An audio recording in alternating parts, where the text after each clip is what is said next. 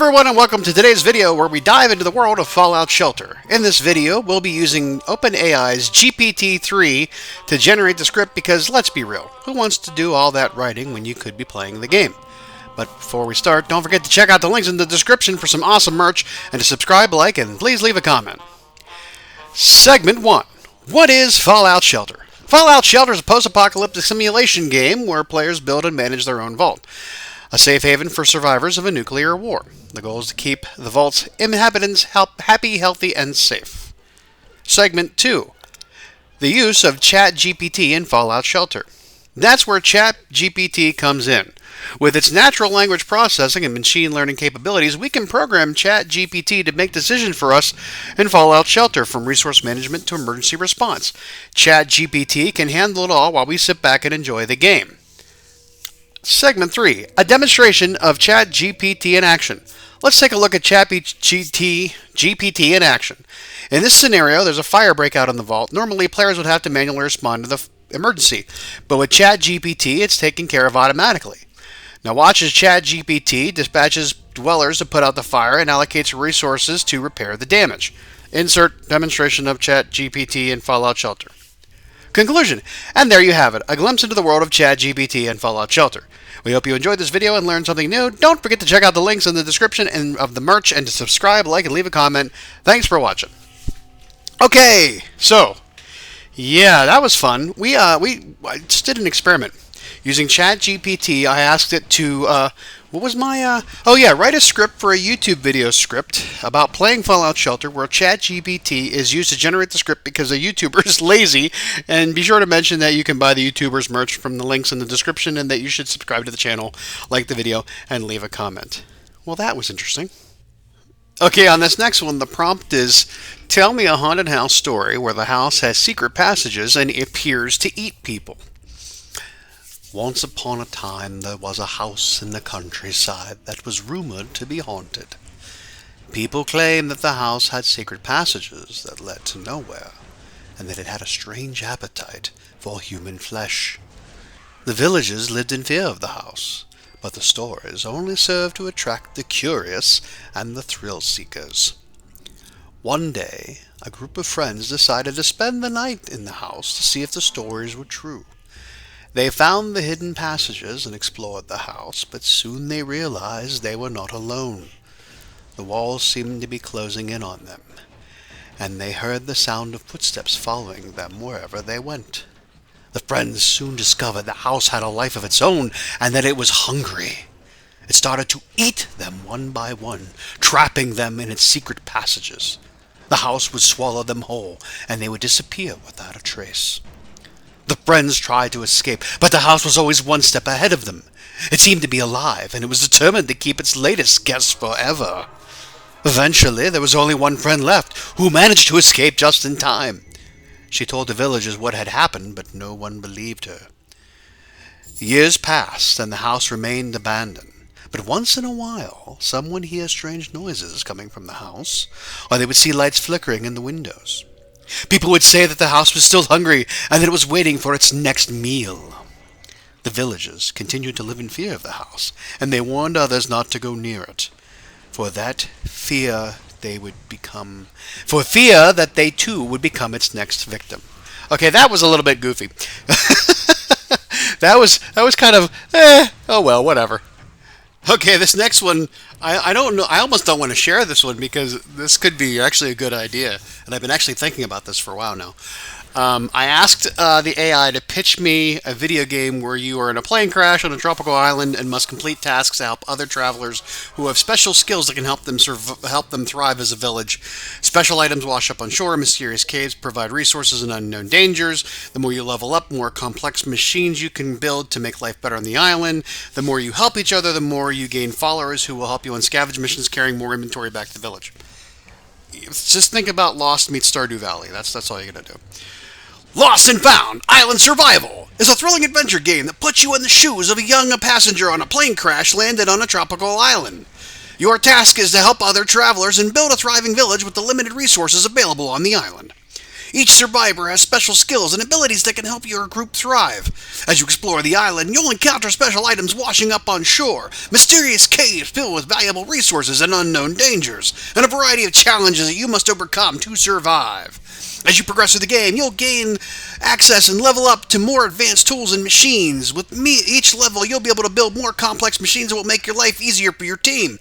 And the more you help each other, the more you'll gain followers who will help you on scavenge missions, bring back valuable resources and supplies to the village. The ultimate goal is to find a way off the island and reunite with civilization. But the journey is filled with challenges and obstacles that you must overcome together with your fellow survivors. With stunning graphics, immersive gameplay, and engaging storyline, Lost and Bound Island Survival is an action-packed adventure game that will keep you entertained for hours. Get ready to build, explore, and survive on this mysterious tropical island. Now, of course, I did this a couple times. I kept regenerating the text to sort of get this to come out the way I wanted it to, but it's not really doing it. And every time I do it, it keeps the same idea of this stunning graphics, immersive gameplay, and intense action. So apparently, it has seen that enough times written for, write-ups on video games that it keeps using that as a way to get in there. And it actually kind of repeated itself a little bit about building complex machines or whatever to a variety of challenges, stuff like that. But, basically that. And like I said, I don't really want to give that away because I was like, man, I was thinking about this the other day, and if I could actually create a game that had like the simplistic graphics of like Stardew Valley, but with the idea behind Lost, that you land on the play, and like I said, I don't want to give it away because somebody's going to come out there and make that game, and then I'm going to miss out on it. But I don't have the skills. I could come up with awesome ideas for the game. I would just need somebody else to actually code it. I just don't have it. I mean, I could do it probably in Game Maker 2. I could probably figure it out. I just don't have that kind of time.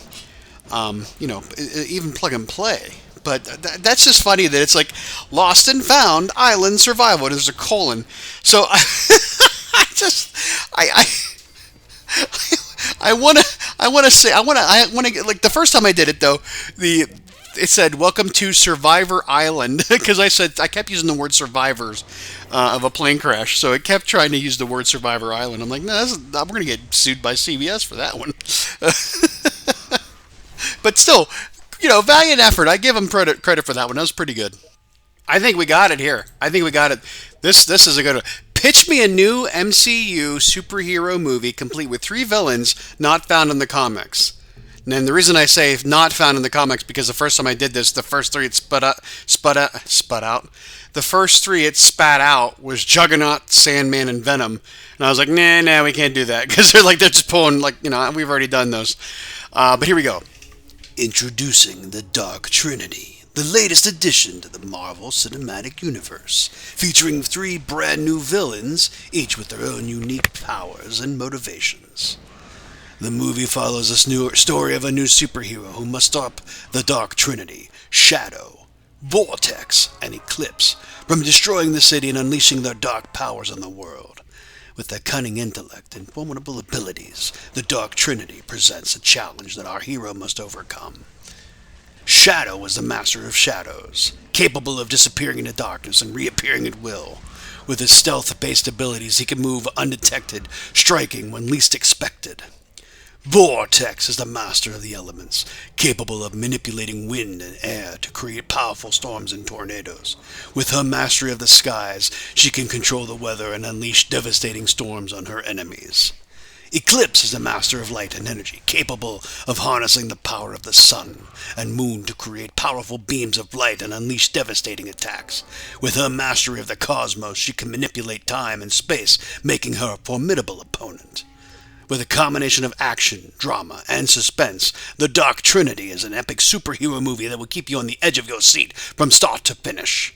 Get ready to experience the next chapter in the Marvel Cinematic Universe as our hero battles the Dark Trinity and saves the city from destruction. Yeah. Okay, so this is actually probably in the works already now. I'm probably going to be hit from Disney by a copyright infringement lawsuit as we speak.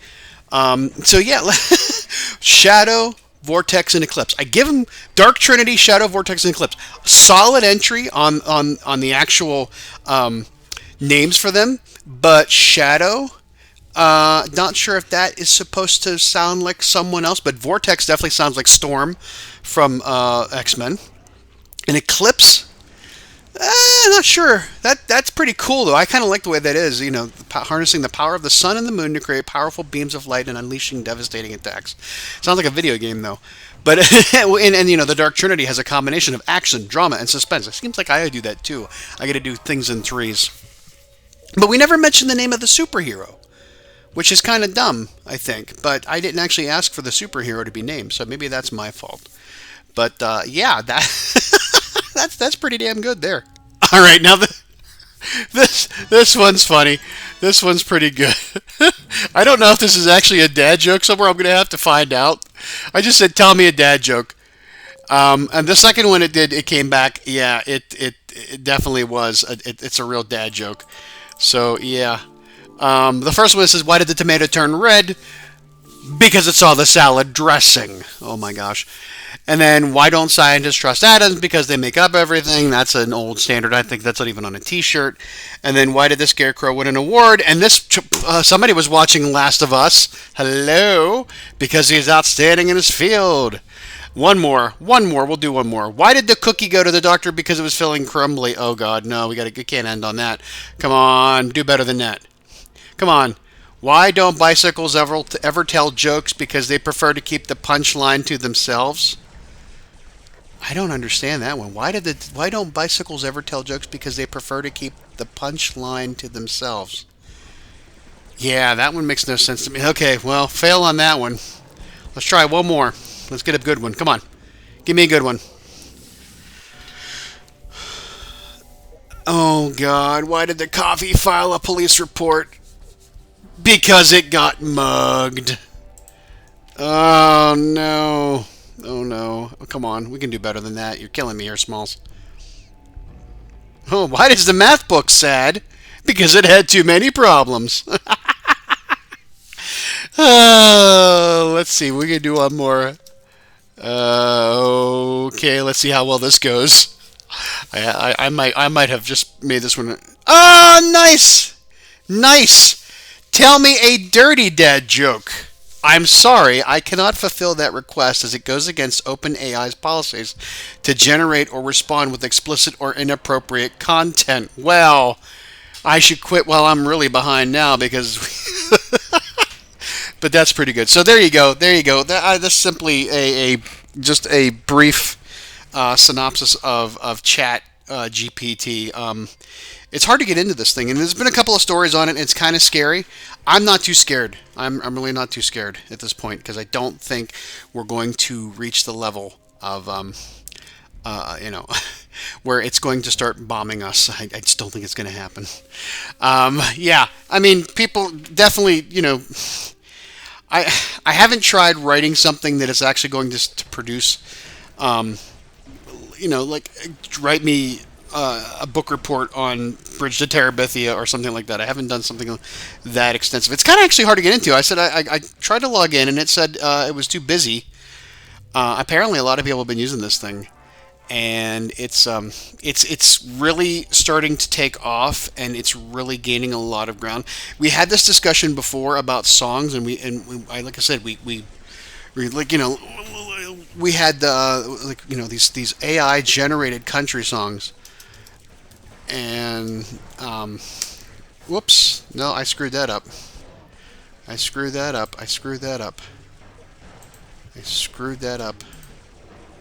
No, stop generating. There we go.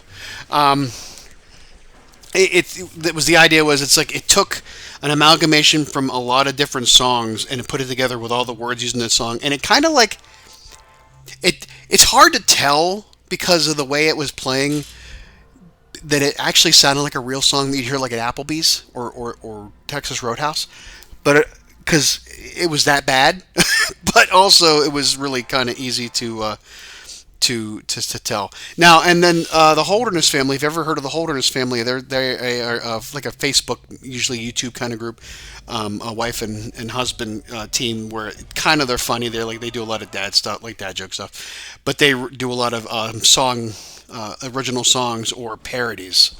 And they asked AI to write a love song, and it was really kind of funny. So I just asked, write me a country song. So here we go. I grew up on a dirt road in a small town with a slow pace, where the stars shine bright at night and the sun rises with grace. This is where my heart resides, in this place I call my home, where the people are my kin and my roots run deep and strong. Not rhyming at all. I've seen the world, I've traveled far, but this place still holds my soul, where the fields are green, the skies are blue, and the wind whispers stories told. This is where my heart resides, in the place I call my home, where the people are my kin and my roots run deep and strong. I guess it doesn't have to rhyme, but anyways. Through the years, the world may change, but these hills will always stand, and my love for this land will never fade. It's part of who I am. And he goes back through. This is where my heart resides. This is a place I call my home, where the people are my kin, and my roots run deep and strong. And the outro goes, I'll raise my glass to this land, to the memories that we've made, and I'll always be proud to say that my heart belongs to this place. Yeah, I don't think we have to worry, dude. I think AI is not going to start replacing us anytime soon. At least maybe not yet this week.